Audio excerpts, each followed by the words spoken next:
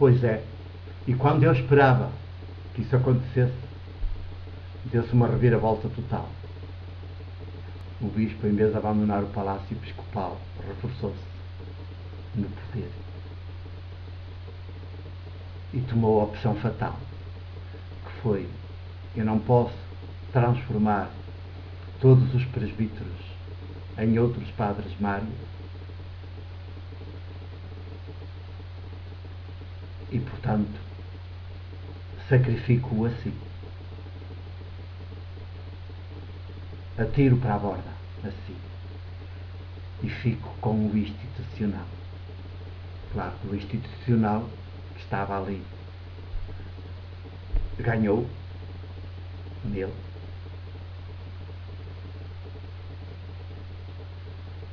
para a desgraça do ser humano que lhe deu corpo nesse momento histórico. Perdeu a humanidade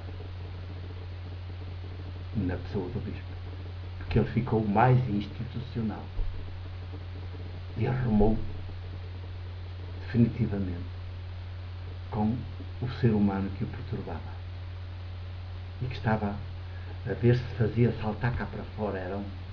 Tinha sido uma coisa belíssima. O país mudava se isso tivesse acontecido,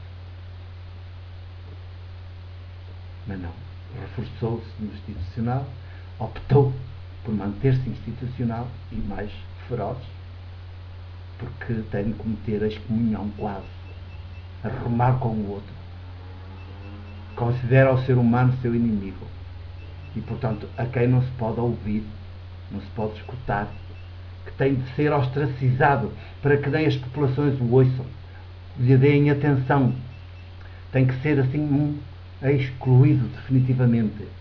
Pode andar aí fisicamente, mas que ninguém lhe faça caso, porque lhe dás ouvidos. Sim, porque lhe dás ouvidos.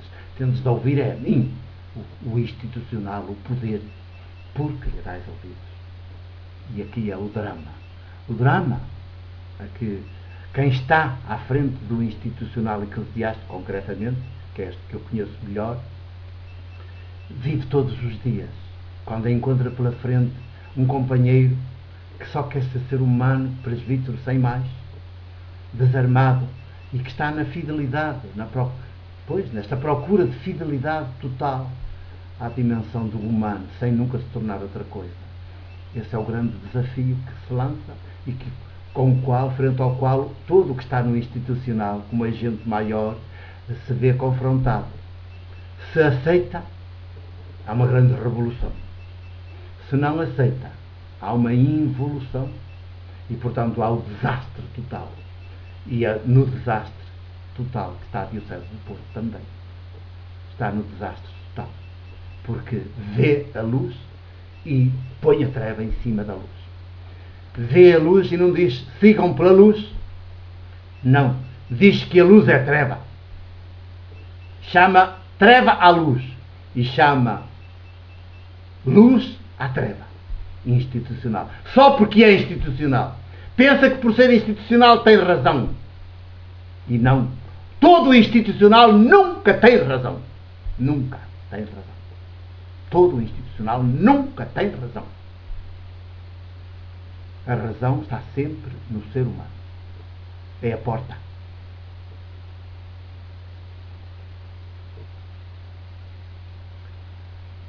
Mas aqui, quando diz, não podemos passar isso à frente, neste século XXI e nestas circunstâncias em que as conversas estão a acontecer, a ser gravadas, quando aqui diz eu sou o bom pastor e contraposto ao pastor está o mercenário, e depois vem o institucional, faz tudo o que quer, que é o lobo, porque tem quem colabora com ele. Quem colabora. O institucional é um lobo. O inimigo número 1. Mas depois só é inimigo porque tem agentes ao seu serviço. Se não tivesse, era inofensivo. E acabaria por desaparecer, nem se falaria mais disso. Só se falaria de seres humanos, de povos desenvolvidos em estado de liberdade, maioridade, em autonomia, relacionados uns com os outros, sem propriedade, tudo comum entre todos. É projeto político maior que de Deus Criador, nosso Adá, que Jesus vive, realiza historicamente no seu próprio corpo. É assim. Então, neste tempo, quando falamos em pastor, importa, porque o contexto cultural onde esta narrativa teológica é feita é o contexto cultural judaico. Ora, bíblico. No universo da Bíblia, logo no início, no livro do Gênesis, fala-se, há lá um conto, uma pequenina novela, com dois protagonistas, que é o Caim e o Abel, e um terceiro que é Deus. Portanto, vê-se que é uma novela, uma espécie de um conto muito bem construído, com dois protagonistas que seriam históricos e um que não é histórico, que é Deus. Sabem que Deus não faz parte, digamos, do sistema. E é sempre pura graça, está sempre do lado de fora do sistema. Porque não quer o sistema, quer derrubá-lo. O sistema nunca é dele, é de outro Deus falso, que é por isso que Deus se diz um Deus ídolo, um falso Deus, que se quer passar sempre por Deus verdadeiro. Quer e faz-se passar e é assumido e é aceito. Não falta agentes ao seu serviço. Quer no mundo da religião, quer no mundo do poder político, quer no mundo do económico financeiro. E então, dentro desta cultura, quando se diz pastor, a gente tem de pensar sempre nesse conto. Quando Jesus diz eu sou o bom pastor, temos de pensar nessa cultura que está subjacente também aos seus ouvintes, da época. E é bom trazer isso tudo para o século XXI. O conto fala de um pastor e de um agricultor. Caim era lavrador. Dois irmãos. Caim era lavrador, Abel era pastor. É um conto, uma novela pequenina, na Bíblia, no livro de Gênesis, e que diz que Adão e Eva teve dois filhos. Adão e Eva também é um casal mítico das origens, e teve dois filhos, Caim e Abel. Caim é lavrador, Abel é pastor.